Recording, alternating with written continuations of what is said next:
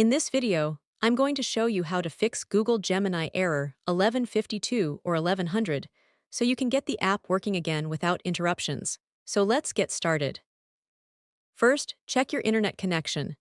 These errors often happen due to unstable network issues, so switch between Wi-Fi and mobile data and try again.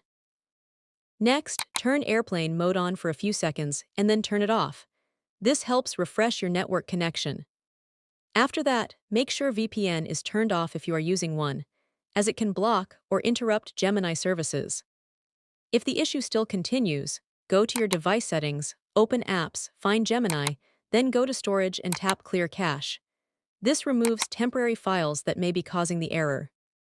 Also, make sure your Gemini app and Google app are updated to the latest version from the Play Store. If nothing works, restart your device and try opening Gemini again.